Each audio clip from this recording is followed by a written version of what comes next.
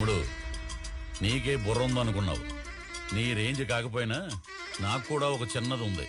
నువ్వు యూజ్ చేసిన ఆయుధాన్నే నేను యూజ్ చేశాను, సోషల్ మీడియా. రేపే నామినేషన్ కి లాస్ట్ డే. నువ్వు వస్తున్నావు, నామినేషన్ వేస్తున్నావు. కాదు కూడదు అంటే నేను మాత్రం నిన్ను చంపి సముద్రంలో పడేస్తా.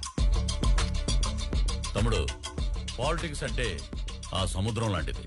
దీంట్లో ప్రయాణించాలంటే షిప్ అయినా ఉండాలి, లేకపోతే బోట్ అయినా ఉండాలి. నువ్వు ఒట్టి చేతులతో ఈదాలనుకున్నావు, సముద్రం మధ్యలో మునిగిపోబోతున్నావు.